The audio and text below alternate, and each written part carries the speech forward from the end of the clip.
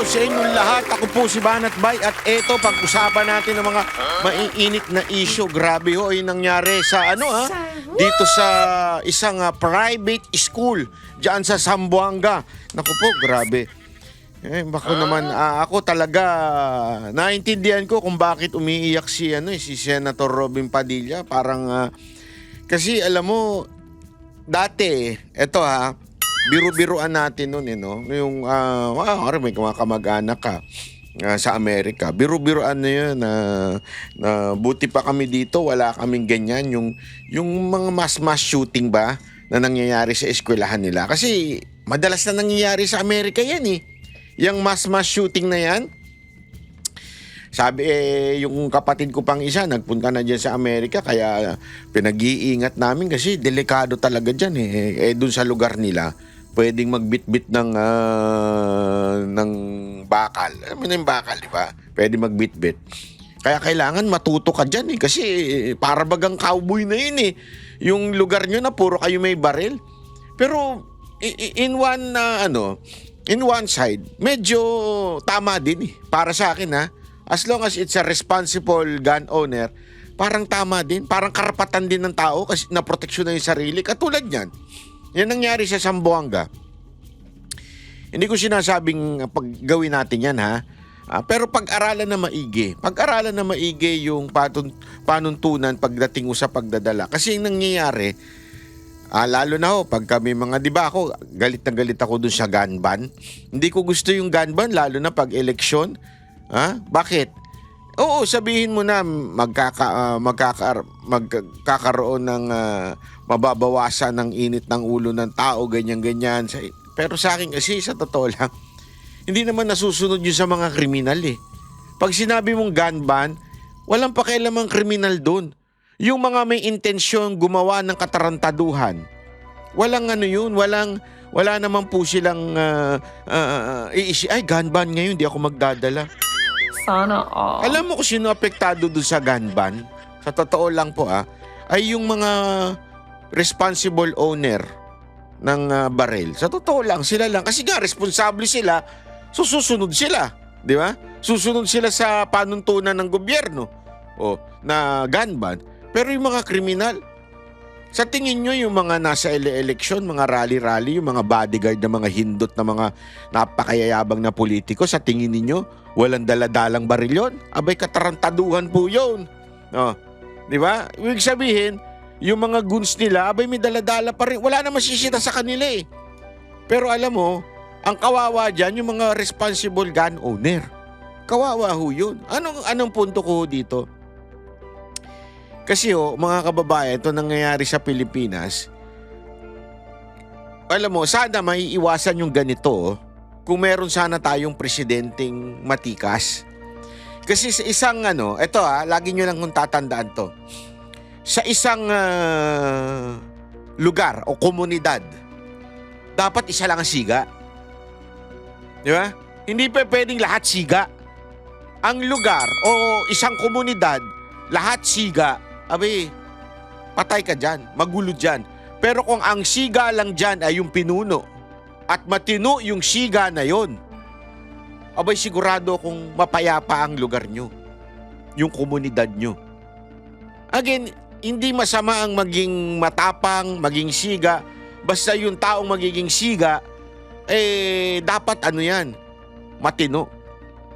Kaya nga tingnan ninyo ang for longest time sa Davao City, di ba? Yung crime is mababa. Kasi ang siga lang dyan yung mayor.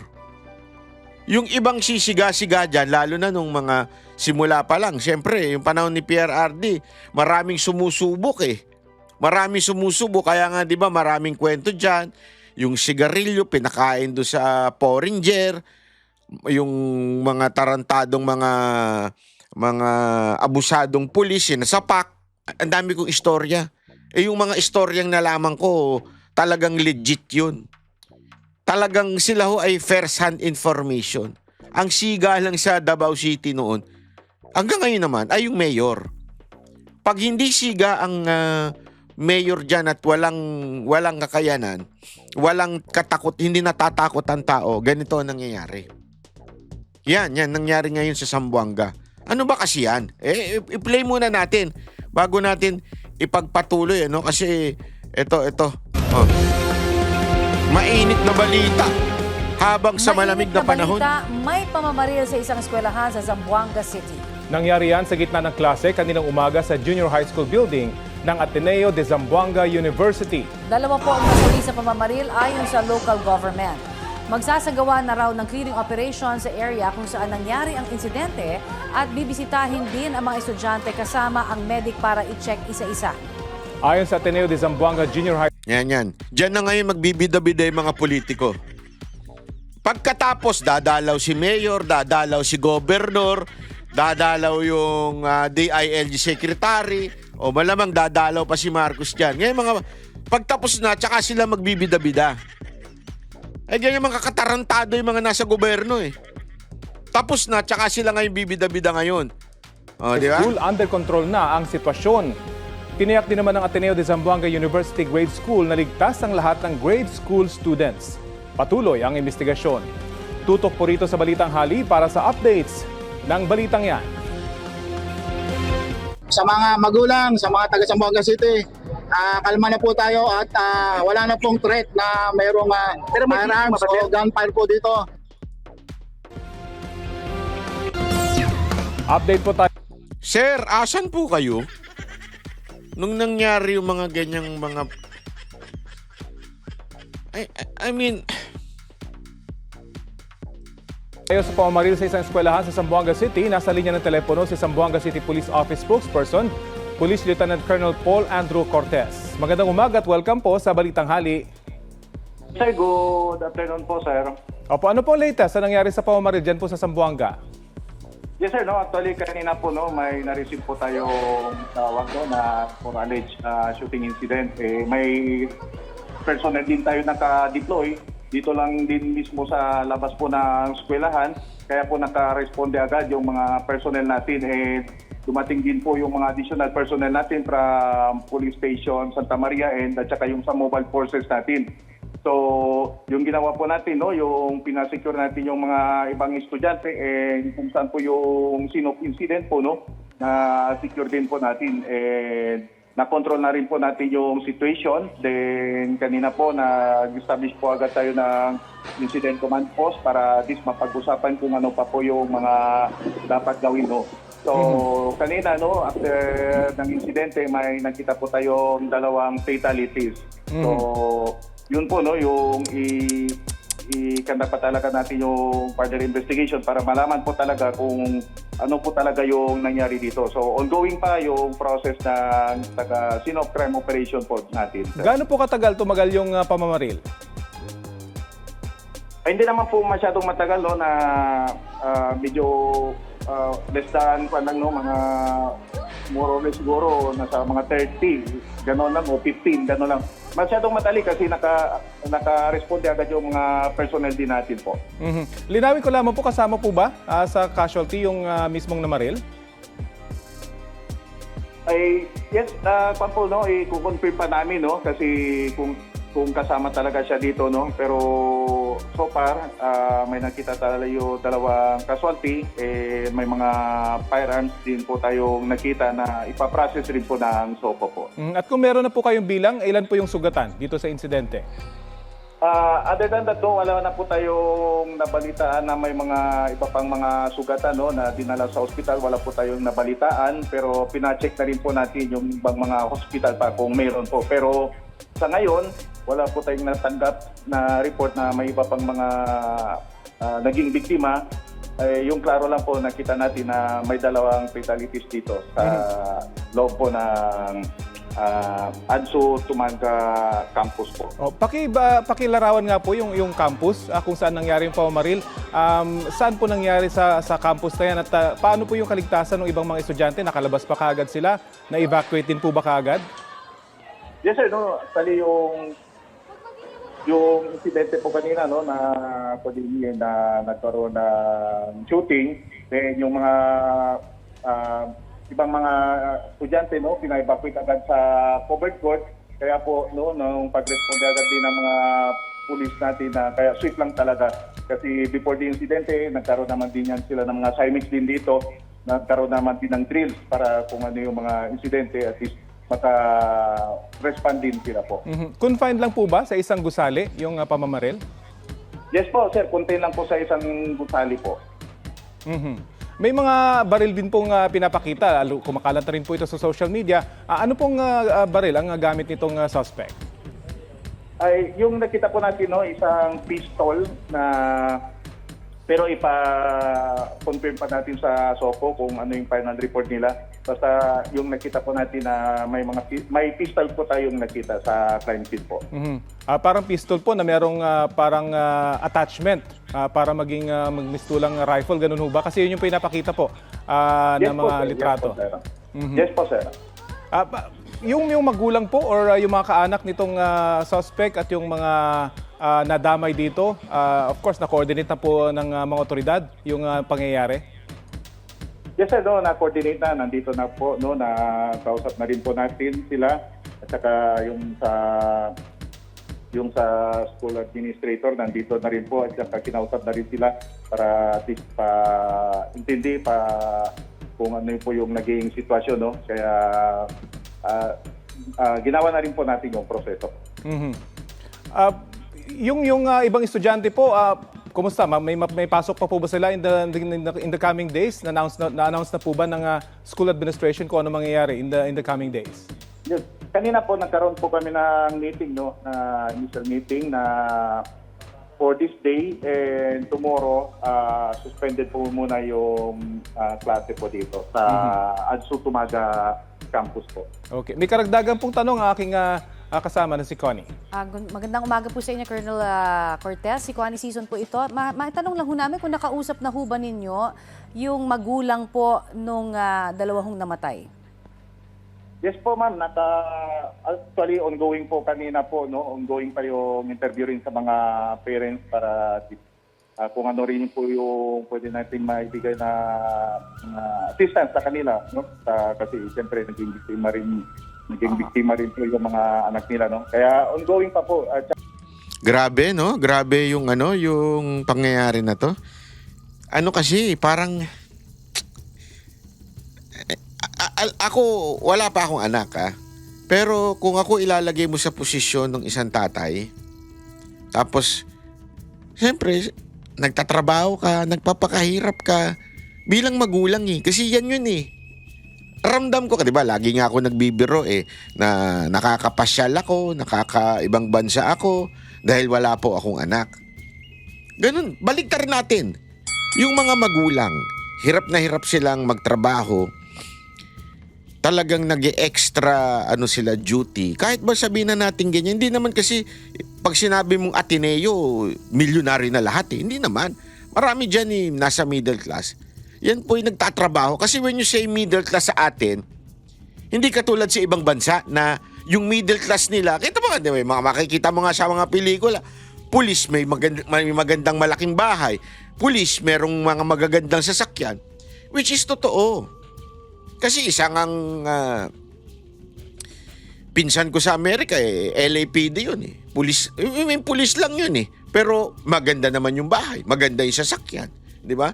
Ganun sa kanila. Sa atin, alam mo yung parang hindi ganun So, nagtatrabaho ng maigi mga ito, lalong-lalo na pag meron silang anak. Ang kwento nga sa akin na may mga magulang Siyempre sa Banateros, marami silang anak di ba? I mean, meron silang mga pamilya. Nakikwento nga nila sa maganda ka na. Tapos ikikwento nila na pagka may anak ka, talagang yung focus mo nandun di ba? Talagang gagawin mo ang lahat para sa anak mo. Maayos ang kanyang pag-aaral, maayos ang kanyang siyempre pagkain. Tapos ilalagay mo sa magandang eskwelahan. Matinong eskwelahan. Hindi mo naman nilagay sa kanto-kantong eskwelahan Hindi ko inaapi yung mga kanto-kantong school pero para makapag-aral ka sa isang Ateneo. Alam mo naman ang dyan? Ang tuition fee dyan. Ako nga naalala ko kasi ako nagbabayad nung kolehiyo ko. Di ba? UP ako magkano lang ang tuition fee ko, mga 6,000. Una, nagsimula sa 4,000. Ewan ko kung inabot niyo yun, bawat SEM, 4,000 sa UP yun. 6,000. Alam mo yun, ano yung ako nun na hindi pwede mo bang tawagin working student? Oh, working student na rin kasi nagbabanda na ako nun Di ba? At the same time, habang nagtatrabaho, nahiya naman ako sa magulang ko din na humingi na. Ako na lang nagbabayad minsan, di ba? Alam mo yung hirap mo para pag-aralin yung anak mo. Kung eskwelahan mo pa Ateneo, magkano tuition fee ngayon? Di ba? Alam yan. Tanong nyo sa mga sugar daddy. Alam nila kung magkano binabayad nila dun sa mga alaga nilang mga pokpok na sa bagay. Yung mga pokpok nilang mga side chick, may trabaho naman artista. Hindi, alam mo mga pokpok ngayon, social na, walang biro, hindi ako nagbibiro. Mga pokpok ngayon, social na. Bakit? May pelikula na Dati yung mga walker, nasa mga KTV lang yan. Mapansin mo. Hindi ko na babanggitin kung saan yan. Basta wala, dyan sa mga basta. Nandyan lang yung mga yan. Pero ngayon, marami na sa kanila. May pelikula na para tumaas ang presyo. Hayop yan Pinasosyal mo lang Pero sa totoo lang, walker pa rin karamihan dyan Sa totoo lang. Hindi ko naman nilalait yung na yan yung online platform na yan. Pero karamihan dyan, kaya naman na andyan Sa tingin nyo, bakit ka gagawa ng ganyan? Maliit lang ang budget niyan. Alam nyo ba? Sorry pansenta na medyo. Bibiray ko lang ng konti ito Kasi naiirita na ako Nagiging trend na yung hindot na yan Parang, tuwan-tuwa pa kayo na merong way itong mga hayop na pokpok na ito at naninira ng buhay ng mga pamilya at tinutulungan ninyo. 'Di ba? Na sa tingin nyo bakit papasok sa mga ganyan yan? Kaya pumapasok sa ganyan yan para kumita sila. Para mas malaki ang masingil nila. Ang baba naman ng sahod nila dyan Magkano lang sa pelikula? Nako, napakababa ng sahod dyan sa mga pelikula na yun. Tas binabanatan ka? Bakit mo gagawin yun? Gusto mo bang banatan ka live na napapanood ng mga tao? Wala akong problema kung gusto mo lang talaga makipagtsuktsakan problema mo yan, personal mo yan. Pero kaya ka naman pumapasok dyan, hindi sa sahod Magkano lang yung sahod dyan? Maniwala kayo, magkano lang ang sahod dyan? Kaya pumapasok yung mga yan, nagpapataas ng presyo yan pagka nasa mga GC. Ang GC, group chat. May group chat sa mga walker na yan ito. Na to? Lumabas na ito sa pelikula. To? So, kaya mas mataas ang presyo nito. Nagiging tulay kayo ng mga...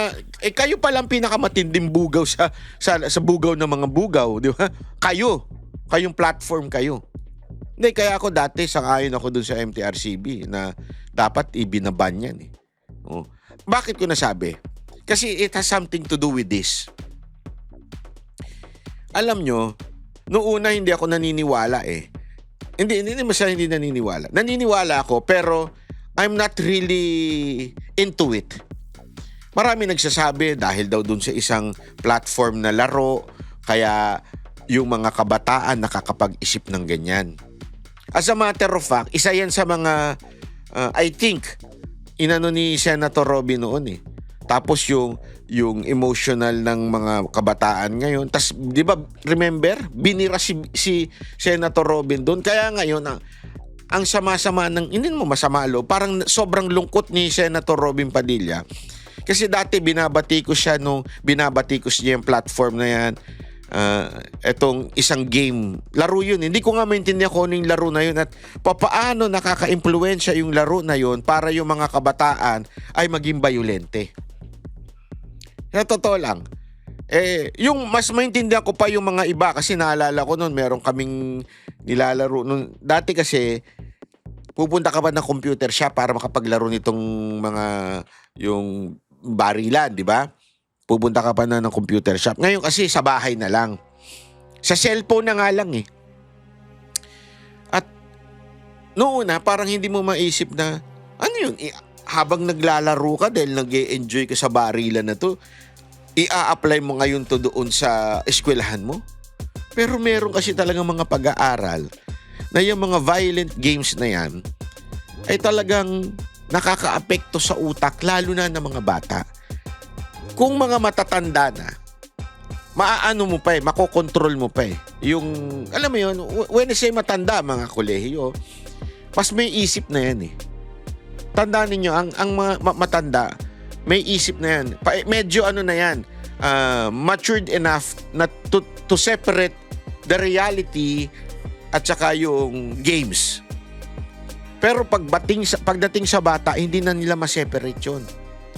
Feeling nila yung games parang reality na rin. Kaya tuloy, yan ang nangyayari. At yan po ay scientific. Hindi po yan yung inimbento. Hindi po yan yung gawa-gawa. Hindi, binagbibintaan nyo lang to para siraan tong mga games na to. Hindi ho. Kaya nga, sana magkaroon talaga ng mga panuntunan sa Pilipinas. Ewan ko kung hindi mapigilan ng magulang yung kanilang mga anak na maglaro ng mga ganyang games, sana yung gobyerno matuto ng mag-block ng mga ganyang sites or whatever. And I really do not know. Masyado tayong huli. Yung DICT natin walang silbi. Yung cyber na yan, yung mga cyber security na sa mga NBI, sa mga pulis, walang silbi yan. Ang target lang niya mga cyber office na yan ng NBI tsaka PNP ay yung mga bumabati ko sa gobyerno. Pero yung mga ganitong issue, wala silang pakialam dyan. Basta ang pupuntiryahin lang nila yung mga kalaban ng gobyerno. Doon sila. Yun ang kasiyahan nila eh. Banata ng ang gobyerno. Yun lang. The rest, yung mga ganito, wala na silang pakialam. Kaya tuloy ito nangyayari sa bayan natin. Bayan ng, ewan ko kung pabata na ng pabata. Isipin nyo to kaliwat kanan. In all forms of society, from doon sa nakikita nyo sa kalsada, yung sumasabit sa jeep, tapos mga nagnanakaw, pabata ng pabata. Yung mga nag-i-snatch, pabata ng pabata. Yung umaakyat ng mga truck, pabata ng pabata. Di ba? After nun, nag-ano na yan, nag-evolve na yan, nag-level up na yan. Yung mga drug runner na ngayon, pabata na rin ng pabata. Bakit? Kasi alam nila na pag nahuli yung mga drug runner,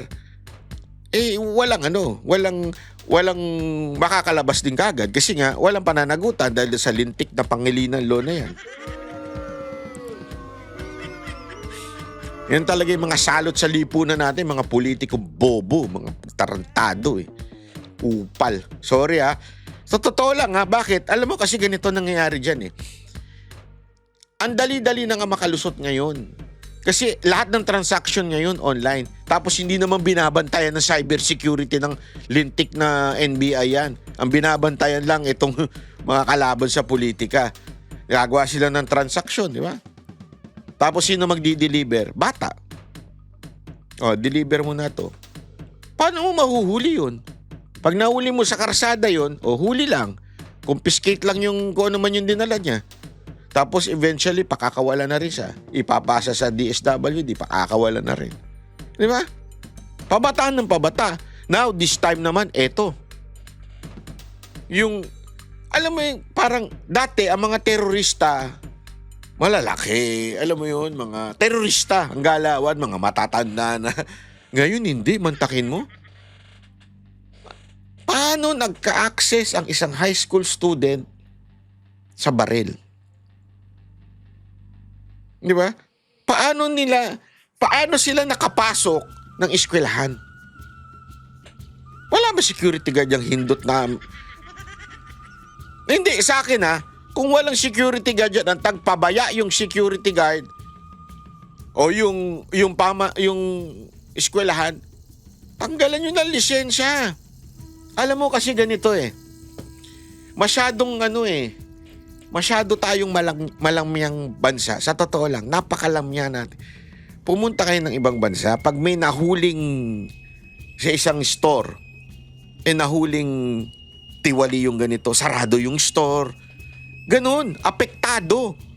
Di ba, kinikwento ko nga sa inyo. Ito ganito, sa Japan, laging kinikwento sa akin. Bay, paglasing na si gano'n, huwag ka na sumakay sa sasakyan niya, ha? Pag pauwi. Mag-taxi ka na lang, ha? Kasi, pag nahuli yon, yung hapon na yon, na uminom, na nagmaneho, kasama ka. Pag nakasakay ka sa sasakyan na yan. Hindi lang ho yun, ha? Kung saan man siya galing, kung sino man yung kainuman niya, hahanapin pa. Bakit? Bakit yung pinabayaan yung kaibigan ninyo na magmaneho ng nakainom? Ganun katindi yung social responsibility ng batas nila. At kung iisipin mo, tangin na, kaibigan lang ako, anong pakialam ko dyan? Kung hindi, may pananagutan ka bilang kaibigan mo na nakipag-inuman sa iyo, tapos pinabayaan mo mag-drive ng sasakyan. Kaya less yung crime eh. Yes, there is a crime in Japan. Actually, nadadagdagan na nga daw ngayon eh. Pero grabe kasi yung istrikto nila pagdating sa mga ganyan. Talagang, syempre ikaw, kaibigan ka, sasakay ka sa sasakyan niya. Tapos lasing yung driver. Nasabihan mo siya, diyan ka na lang, magpahinga ka na lang. Kaya marami sa kanilang yung parang pahingahan. Meron pa nga sa kanilang negosyo na tatawagan mo, lasing na ako, sunduin, pumunta ka na dito, ipag-drive mo na ako. May ganun sa kanila eh. Sa atin, eskwelahan na papasok na may baril. Alam mo, ito dito ko na lang naintindihan yung trabaho ng DepEd eh. Inutil na kasi ngayon eh. Kasi sinubukan ayusin ni VP Sara Duterte. Kaya nga merong intelligence and confidential funds para sa mga ganyan. Puna tayo ng puna. Bakit first time lang sa DepEd na merong confidential funds, intelligence funds, etong Vice President? First time in the history of the Philippines. Alam mo, ang batas kasi, tandaan ninyo, dapat siya nag-i-evolve. O yung panuntunan, proseso, dapat siya nag-i-evolve. Why? Ang tinatawag dyan yung changing times. Kailangan, kaya nga, kahit ako, isa ako sa mga advocate ng baguhin ng konstitusyon kasi hindi na ho akma sa panahon natin. Isipin mo 1987 yan. Ano na ngayon? Almost, kasi 27, almost 50 years na yung batas na yan. Yung konstitusyon natin. So, ibig sabihin, ang dami nang nangyari na kailangan na pong baguhin. The same thing with doon sa DepEd. Bakit biglang nung panahon lang ni Vice President Sara Duterte nagkaroon ng confidential funds, intelligence funds? Alam niyo kung bakit? Kasi po, ngayon, iba na. Ang NPA hindi na nire-recruit sa mga bukid-bukid. Ang NPA nire-recruit na sa mga eskwelahan. Aside from that, katulad ng mga sitwasyong ganito, di ba? Dapat sana, alam mo yun, magaling ba ang eskwelahan pagdating sa ganyan, psychological? Hindi naman kasi biglaan ito eh. I don't think bigla naisip ng bata, asan na yung baril ng tatay ko? Kunin ko kaya, punta ako sa school, barilin ko sila. Hindi. Merong itong pattern. Ibig sabihin, dapat sana napapag-aralan yan. Tapos yung kanilang, ewan ko kung may silbi ba yung mga anong tawag doon sa opisina na yun? May opisina sa loob ng eskwelahan na nag-ano na mga ganyan eh. Kung may silbi ba yun? Tapos i-report yun sa DepEd, yung DepEd, i-imbestigahan yan. Paano yun? Intelligence funds, confidential funds. Di ba? Hindi naman pwedeng gawin nung nandoon sa bang tawag doon sa hayop na yun? Nakalimutan ko na. Yung opisina sa sa loob ng eskwelahan na nag-handle ng mga ganyan. Yun, sa guidance. O, guidance ka, bye. Oh, Mr. Byron, Mr. Cristobal, go to the guidance. Lagi kasi ako nag-guidance nun eh. Yung guidance counselor doon, tropa ko na. Ikaw na naman, yes, sir! Di ba? Kasi, hindi ka naman masusundan ng guidance sa labas eh. Hindi ka na, alam mo yun, hindi ka naman niya pwedeng sundan, hindi ka naman niya pwedeng puntahan sa bahay, hindi ganun ang ang pwedeng gumawa niyan, yung mga intelligence officer. Kunwari, halimbawa, eto senaryo, merong isang estudyante na nabibuild up, nakikita niyong violente, i-report yan sa principal, i-report sa guidance. Yung guidance, report sa principal. Yung principal, eventually, maaring mag-report siya sa DepEd that we have this kind of situation, ganito. Yung DepEd naman, pwede silang magkaroon ng mga aside from the police, pwede nilang sila mismo tingnan din kung ano yung nangyayari dito sa mga sitwasyon na to. Lalo na, if concern is parang medyo may criminal intent yung bata. Di ba? Yan yung mga sinasabi natin, sana na-avoid. Kaya lang, again, politika kasi. Pinupolitika tayo ng gobyernong ito. Ayaw ng ganyan na ginawa ni BP Sara Duterte dahil nga naman kailangan mapalitan si BP Sara Duterte. Diba? Ay naku, sobra nga eh. Wala eh. Kasi itong, alam mo kung bakit ganito? Ha? Kasi, ang bayan natin, talagang bayan ng pinamumunuan ng mga walang pakialam. Bibigyan ko na kayo ng sample. Ito, kita nyo to? Itong bagong issue. Ito. There were criticisms and memes on social media following the post of First Lady about her birthday sabbatical. This is amid terrible traffic situation and flooding situation yesterday. So, what do you want to say about it? Opo, nakita po nga natin yan at nauunawaan po natin kung may ilang mga hindi po nasiyahan sa timing o paraan ng pagkakasulat ng post ng ating First Lady. Karapatan ng bawat isa na magkaroon ng sariling opinyon at ito naman po ay mahalaga at pinakikinggan po ni First Lady ang lahat ng opinyon para malaman niya kung ano ang nararapat na ano pang tulong, batikos ay kailangan itong malaman. Ngunit bago po kasi dumating ang masamang panahon na ito ay abala si First Lady sa mga gawain para sa ating mga kababayan. So nais din po natin itong ipabatid sa ating mga kababayan dahil bago nga po dumating itong malakas na bagyo kahapon ay nagkakaroon na po at gumagawa na po ng aksyon ang ating First Lady. Kabilang na rito yung pamamahagi ng rice assistance sa mga senior citizen sa Negros Occidental. At may bagyo man o walang bagyo, nakikita po natin ang pagtulong ng ating First Lady sa pamamagitan ng Love for All. At nais lamang ipahatid ng birthday post na ito ang kahalagahan ng bawat araw at bawat taon na bigay ng Panginoon kahit ano pang dilubyo o pagsubok ang kinakaharap natin. At doon sa post na yun, makikita po natin bago magtapos ay may mensaheng stay safe and dry.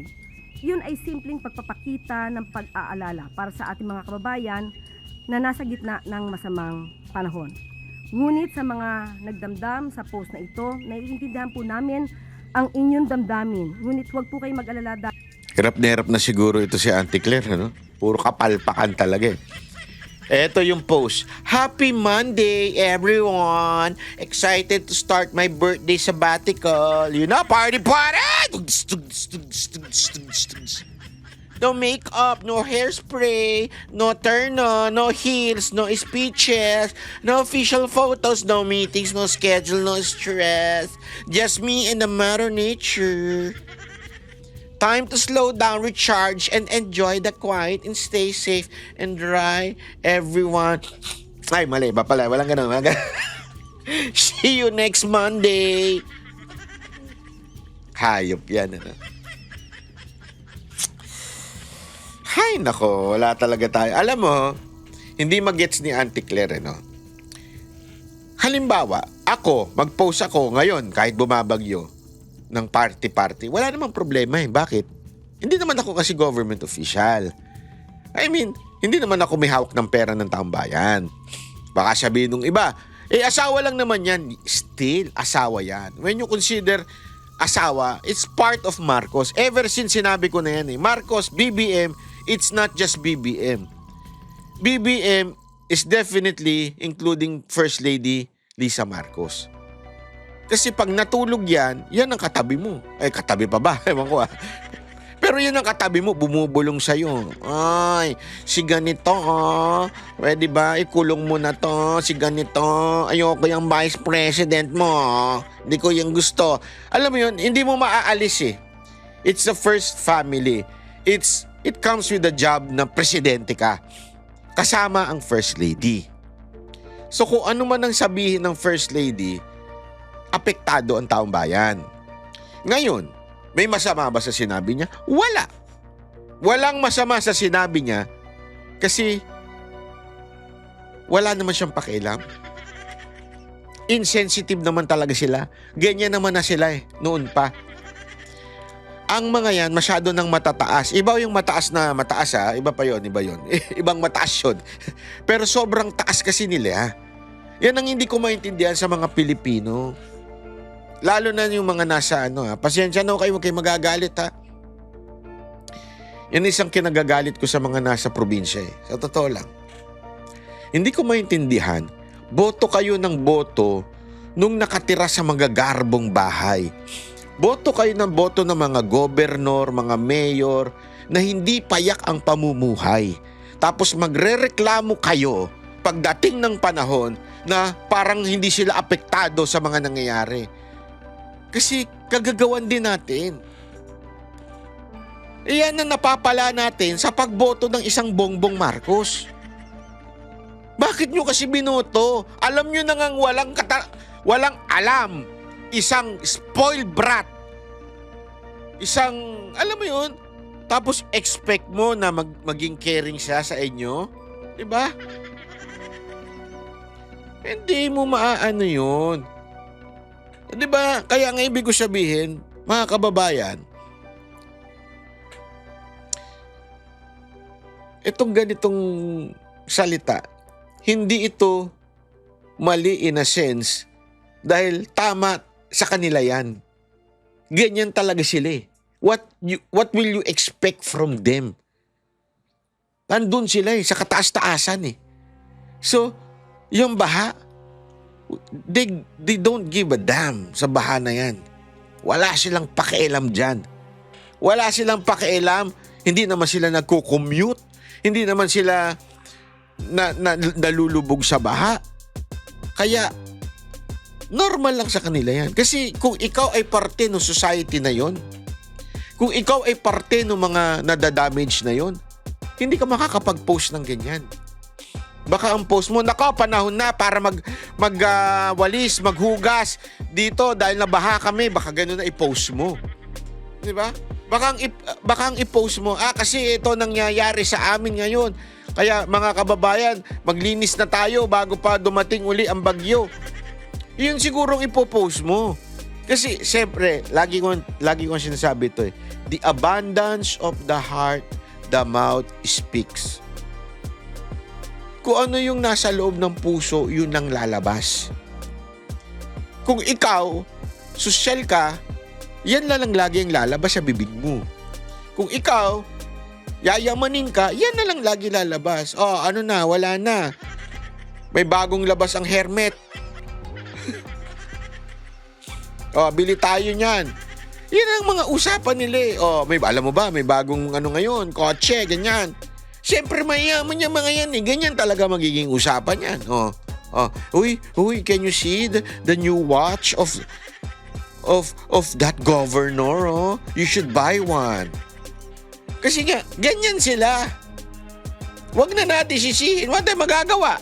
Ginusto nyo yan eh. Tapos magagalit tayo ngayon na sosyal sila at wala silang pakialam. Ano ba? Di ba? Binoto nyo eh. Anong gagawin natin?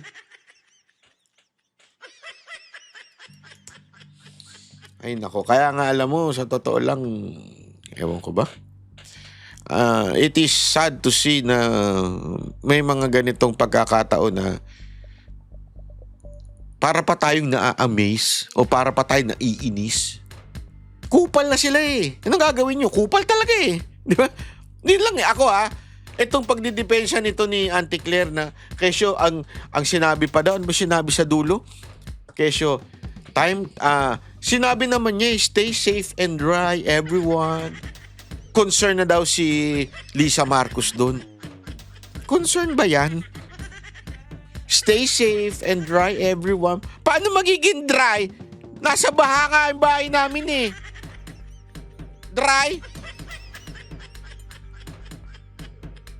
Ano kayo ng weteng, oo. Sana lang, ako dinidiin ko ito. Hindi ko sinisisi yung mga unitae noon. Pero sana naman, next time, it goes to every position in the government. Whether mayor, councilor, whether governor, vice governor, congressman, your representative. How can somebody represent, halimbawa, katulad ni Abante, di ba? Katulad ni Chua, kayo mga taga-Tondo, ewan ko sa inyo. Sa totoo lang, binoto nyo katulad ni Chua. Yung mga taga-Tondo, kung kayo binabaha, deserve nyo yan. Bakit? Binoto nyo si Chua eh. Sorry I mean, may mga matitino. Alam nyo na may matino dyan, di ba? Yung lumaban sa kanya, si Apple. Matino yan eh. Kaisa nyo yan, kasama nyo yan eh.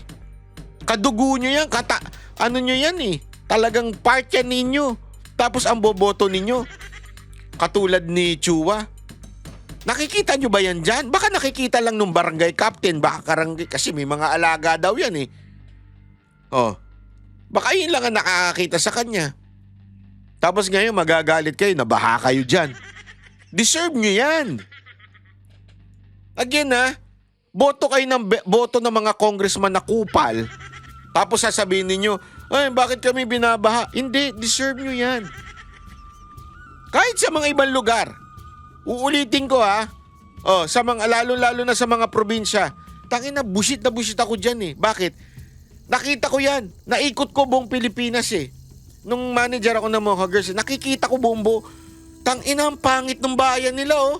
Pagdating sa bahay ng congressman, bahay ng mayor, mansyon. Ako meron ako dyan sa Mindoro, kupal pa nga. Nakalimutan ko na kung saan dyan sa Mindoro yun eh. Nakita ko, nagpa-event siya. Oh. Tapos, inilagay lang niya kami doon sa isang kubo. Doon kami matutulog na ang dumi-dumi. Mga artist na andun. Gagalit na yung iba pang mga artist. Tapos, yung location ng pag-i-event niya, lupa. Basta, ang pangit. Tapos nung dumating siya, putang ina, punong-puno ng entourage. Kala mo presidente?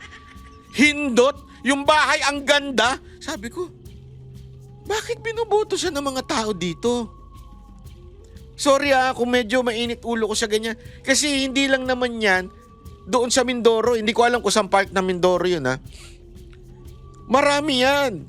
Sa mga probinsya, alam nyo yan. Kayong mga nasa probinsya, alam nyo. Hanapin nyo kung saan nakatira yung congressman ninyo. Hanapin nyo kung saan nakatira yung mayor ninyo. Pag yung lugar ng mayor ninyo at congressman ninyo, hindi pareho ng lugar ninyo, kurap yan. Matik na yan. No, matik yan. Kaya nga ako bilib na bilib sa mga Duterte. Yan yung mga gusto, yan yung brand of leadership na gusto ko eh. Payak sila mabuhay. Yung bahay nila noon, presidente, bahay pa rin nila hanggang ngayon. 'Di ba? Alam mo yung kung saan sila nakatira noon, doon pa rin sila nakatira ngayon. Middle class, wala namang problema kung middle class ka as long as yung mga tao na nasa paligid, middle class din. Kaya alam mo yung mahal na mahal siya ng mga tao doon kasi parte siya sa amin eh.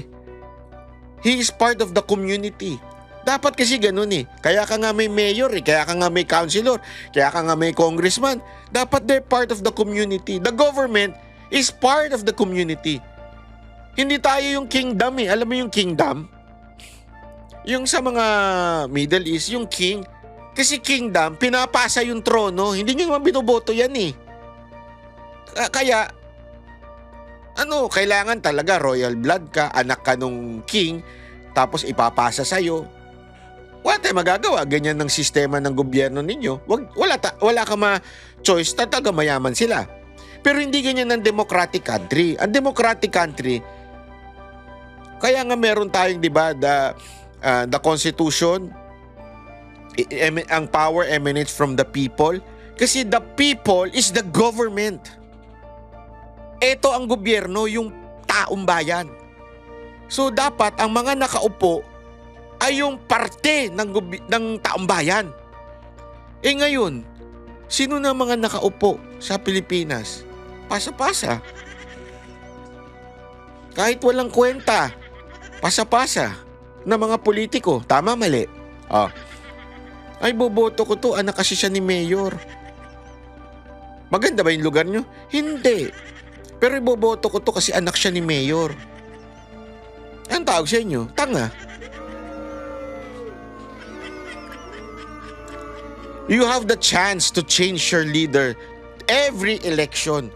Pero sige lang, siya kasi nagbibigay eh. Tapos magagalit kayo, bakit kaya ang hirap-hirap namin? Bakit kaya kurap ang bayan namin? Binoboto ninyo, puro kurap eh.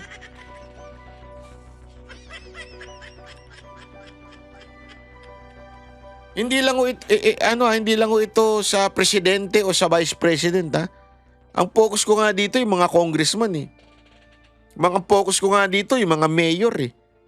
Mga vice mayor, mga councilor. Boboto kayo ng mga councilor. Kaya alam mo, bilib ako sa mga councilor ni Yorme. Ito, walang biro ito ah.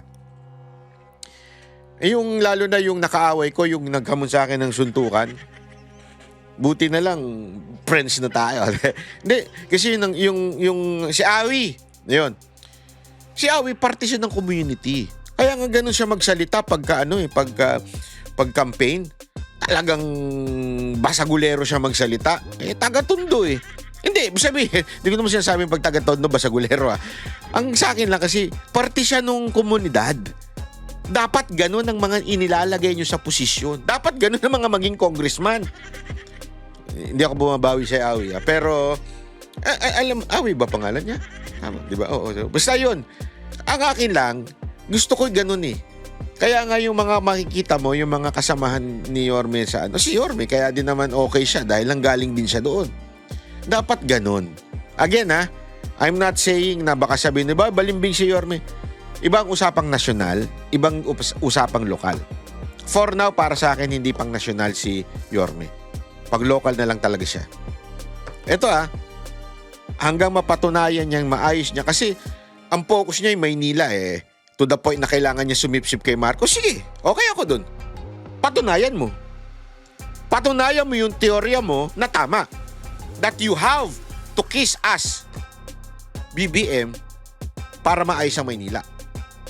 I will give you the benefit of the doubt. Sige, ayusin mo Maynila. Boto ako siya dyan. Go ako. Suporta ako dyan. 100%. At yan naman na sinabi niya. Uulit-ulit siya dyan hanggang makatatlong term at maayos niya Maynila. Boto ko dun. Sige. Not for na. Huwag ka muna magna-national ngayon. Kasi talagang hindi ako boboto sa'yo.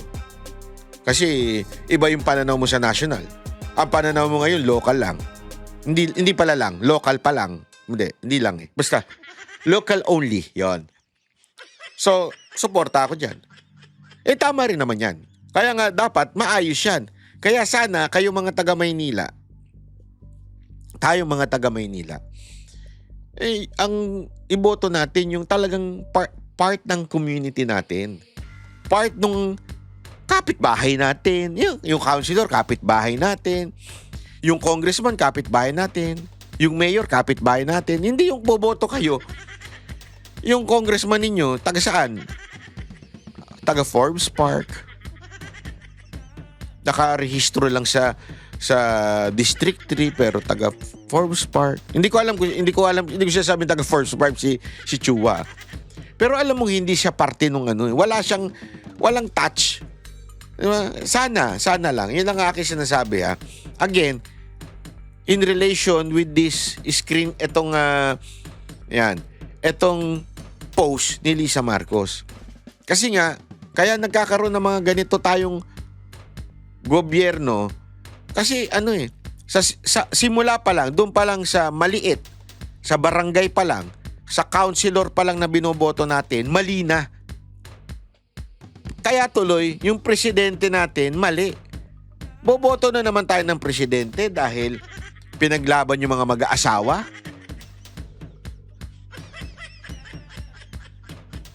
Alam mo yun? Boboto ka ng presidente dahil eto. Yung ginawa ni Leni Robredo na nagnaga siya, mayor, mas boto pa nga ako dun eh. Patunayan mo na gumanda ang naga dahil gusto mong maging presidente, gusto mong pagandahin ng Pilipinas, yung lintik na naga nga, hindi pa maayos. Pag naayos mo yan, pag napaunlad mo yan, naging safety tao dyan, maayos ang transportation, malinis dyan, maganda, mayaman yan lungsod na yan. Takbo kang presidente, baka suportahan kita. Again, hindi tayo tumitingin ng kulay dito eh. Kung merong politician na umayos yung kanyang lungsod, kaya nga dapat talaga, ako, as much as possible, dapat galing sa local government ang isang presidente. Mayor, dating nag-mayor. Bakit? Kasi nga, sila yung nakakadama ng ano ba ang ginawa nila nung sila ay may hawak na maliit. Always remember this, and this is biblical. Biblical po yan na pagka na pinagkatiwalaan ka sa maliit at ikaw ay naayos mo yung maliit, dumaan ka sa mga pagsubok at nalagpasan mo yung mga maliliit na pagsubok na yan. Kung binigyan ka ng talent na ganito, ibig sabihin yung pera doon sa nung panahon na yun, at nagawa mong faithful ka dyan, talaga nagtagumpay ka dyan, pwede ka nang umakyat doon sa mas malaki, yung buong Pilipinas na. Pero kung wala ka namang nagawa, sa lokal, ano ginawa mo? Pinaglaban mo mga mag-asawa at mga kabit. Tapos gusto mo maging presidente. Ano ka? Ilo? Ang dapat sa'yo, guidance counselor na lang o kaya, anong tawag doon? Sa mga mag-aasawa. Yun ang, di ba? Halimbawa, eto, si John Vic. Si John Vic, di ba, may meron siyang pahiwatig noon na tatakbong presidente. Pangit na mukha nito, nakakainis. Di ba, may tatakbong presidente? Naayos niya ba yung anong governor sila ng Cavite?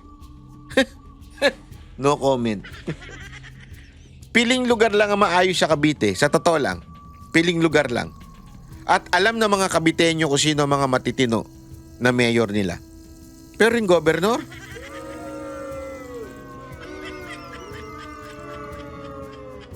hindi, let's be sino pa isang gustong tumakbo? Risa na. Punta na ginawa niyan. May napaunlad bang lungsod dyan? Ang alam ko lang, issue lang niya sa PhilHealth eh. Pero sa lungsod, meron bang napaunlad dyan? Wala. Tapos gusto niyong gawing, senador nga, wala nga silbi yan eh, kung wala pang nagtuturo sa kanya eh. Kung walang earpiece yan eh. Oh. Paano yan? CIA ba yan? May pag ganon-ganon? Roger. Kasi may lintik na Roger na. Roger. Ano yan? Anong klaseng presidente yan? Bigyan mo ng maliit na i-organize yan. Nandiyan. Ano pa ako sa kanya. Pero wala eh, hindi niya dama yan eh. Walang komunidad dyan eh. Eto. Sabi nung iba, bakit mo sinasabi na si Robin pwedeng maging presidente? Diyan sila nagkamali. Si Robin po may sariling community. Kaya nga ang lakas niya eh. Si Robin po, hindi man siya opisyal ng isang local government. Meron siyang mga pinamumuno ang komunidad. Alam naman natin, sa iba kasi ang dynamics ng mga Muslim community. Kaya nga siya sobrang respetado. I mean, remember Robin, hindi yan pinanganak na Muslim. Hindi yan masasabi mong from the very start ng Christian yan. Sabihin, Catholic yan noon eh. Pero bakit siya tinanggap ng Muslim community? Marami pa nga bumabatikos na dyan. Wala, ginagamit lang niya yung mga Muslim para ganyan. Hindi niya ginagamit. Alam mo, isang malaking katarantaduhan yung ginagamit ng mga Muslim. Ilan lang naman, hindi ko sinasabing konti lang. Pero kukumpare mo naman sa Catholic, bilang ng Catholic, hindi mo pwedeng gamitin at sabi mong mananalo ka dahil lang sa ginamit mo yung isang particular religion. Ibig sabihin, majority pa rin sa Pilipinas Catholic. So hindi niya ginagamit yun. Nagkataon lang talaga na nandun ang puso niya at makikita nyo naman na yung kanyang community doon, nire-respeto siya. Bakit? Ang dami niya na kasing tinulungan doon. Ang dami niya ng pinamunuan, binigyan doon, tinulungan. Marami nang lumapit sa kanya na natulungan niya. At talagang namuno siya doon.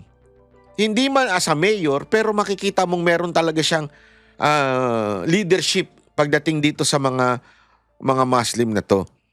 Kaya, alam mo yun, tapos aanuhin siya, alam mo kaya ngayon todo-todo ba siya kanya? Kasi sobrang lakas niya.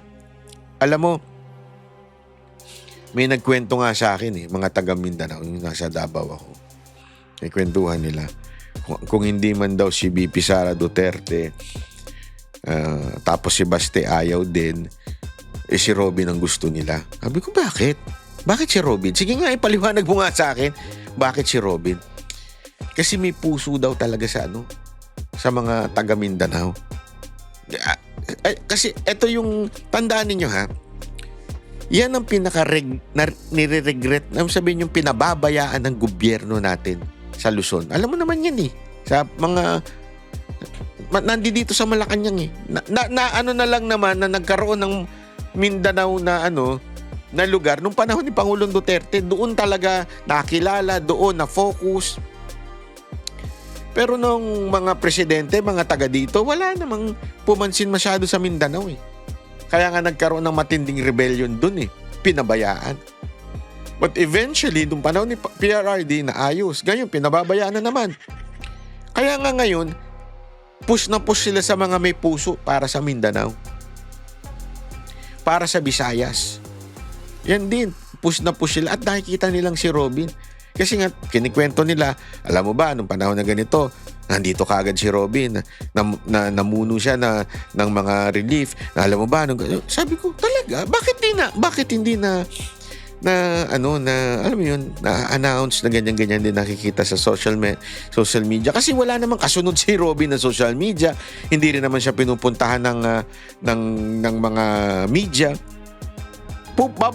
Ang media, i-cover lang naman siya pagka may binitawan na siyang controversial. Pero yung mga ginagawa niya, hindi naman Kaya nga sabi ko nga ganun ba? Kaya pala. Alam mo, eto kasi yung nangyayari ngayon sa Pilipinas yung out of touch yung mga leaders natin. Kaya tinan nyo, isipin nyo to hindi ko nga mag-gets etong mga leader natin, pupunta naman ng ibang bansa yan. Sigurado ako pag namamasyal yan, hindi naman namamasyal yan sa probinsya. Namamasyal yan sa mga mauunlad na bansa. Nakikita naman nila kung papaano yung transportation system. Siguro malamang, dahil sa sobrang yayaman ng mga hindot na yan, hindi na sumasakay ng mga tren, ng bus. Siguro may sarili ng driver yan at saka mga sasakyan. Yan na yung presidente natin Di ba? Laki sa layaw eh. So, talagang hindi niya nararamdaman eh. Alam mo yung kawawa yung mga kababayan natin. Pumipila, pagkatag-ulan, talagang wala na mahanap na sasakyan. Dati, di ba, nag-iinarte mga taxi. Naalala ko nga eh. Dati, galit na galit tayo sa mga taxi. Yung mga taxi talaga, yung taxi. Basta yung taxi. Kasi hindi yung mga private na na mga Grab, InDrive, ganyan. Yung mga taxi talaga, galit na galit tayo kasi naalala ko yan, nung time na hinahatid ko yung nanay ko at sinusundo ko. Minsan taxi lang kami noon eh. From dun sa kanyang eskwelahan. Nagtatrabaho siya doon, diba? Dean siya ng isang university. So sinusundo ko yan, taxi lang kami. Ang hirap minsan sumakay. Bakit? Rush hour. Tapos naniningil pa. Yung, alam mo yun, yung dadagdag pa ng pakidagdagan, pakidoble na lang to pagka syempre, ayaw namin, hindi naman kami di ba mayaman eh. So hindi kami nagbabayad, talagang aabutin na kami ng mga last G's para makauwi kasi nga doon na magkakaroon ng maluwag na yung mga taxi, di ba? Naalala ko yan nun. Galit na galit tayo nun. So tapos nung pumasok yung Grab, pumasok yung InDrive, pumasok yung kung sino-sinong TNBS dyan. Akala natin masusolusyonan na. Hindi pa rin. Ayaw pa rin mag-accept. Kung hindi ka pa rin magdadagdag o magtitip. Usong-uso na ngayon yan eh. Magtip ka kasi. Simula pa lang magtip ka na ng malaki para sunduin ka talaga. Accept yung booking mo. Oh. Sabi nung iba. Hindi, totoo to sabi nung iba. Pati dapat daw ano na yan, ayusin na yan. So, nung lumabas yung motorcycle taxi, ganun din. Maayos na yan. Naayos ba? Hindi. Hirap pa rin mag-book kahit motorcycle taxi. Hihingi pa rin ng dagdag ng dagdag. Galit pa pag di mo dinagdagan. So, totoo lang. Kasi nga, again, you're not giving the people a choice. Ano ibig sabihin? Ayusin mo yung tren. Ayusin mo tren, ayusin mo yung bus, sobrang damihan mo yung tren. Sana, eto na, tanga-tanga nitong presidente natin, bobo talaga eh. Imaginein mo, kung ako yung presidente, tutuloy ko na lang yung ginawa ni PRRD, tapos aangkinin ko na lang yung mga ginawa niya. Katulad ng ginagawa mo ngayon. Doon sa pabahay sa Davao City. Di ba? Inaangkin mo. Kung gano'n na lang ang gawin mo sa mga, yung bill mo sa transportation, di sana ang ganda na. Connected na. Di ba? Dahil nga sa gago ka, sa totoo lang. Dahil nga sa gusto mong awayin ng mga Duterte, pinending mo yung mga ganyang proyekto. O sino nagsaper? Sa bawat pamumulitika ng gobyernong ito, sino ba nagsasaper? Hindi naman sila eh. Hindi rin naman mga Duterte. Bakit? Pataas pa rin ang pataas ang rating ng Duterte. Sino nagsasaper? Taong bayan. Habang namumulitika ito si Marcos, taong bayan na nagsasakripisyo. Walang nagagawang infrastructure. Tingnan mo, gumawa ng bus lane. Maganda na sana. Eto, remember, maganda na to nun eh. Ano nangyari? Sira kaagad yung karsada.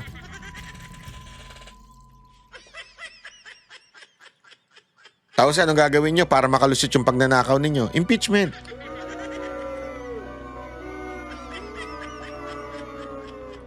Kaya nga bukas panoorin nyo yung video natin kasi meron na naman silang pinalulusot na pagnanakaw na gagawin sa kamera. Meron na naman silang pagnanakaw na gagawin dyan. At ang pantapan nila, impeachment. Hay nako mga kababayan, kawawa talaga tayo mga Pilipino dahil dito sa to. Sana sa 2028, parang awa nyo naman ha. Gumanti tayo dun. Gumanti tayo sa 2028, ladies and gentlemen. Grabe na ho, 6 na taon tayong delubyo, ang bansang Pilipinas delubyo. Pwede ba sa 2028, maayos naman natin to? Ha? Okay? Maraming salamat po. Kita-kita ulit tayo sa susunod nating video. Ako po si Banat Bay. See you tomorrow.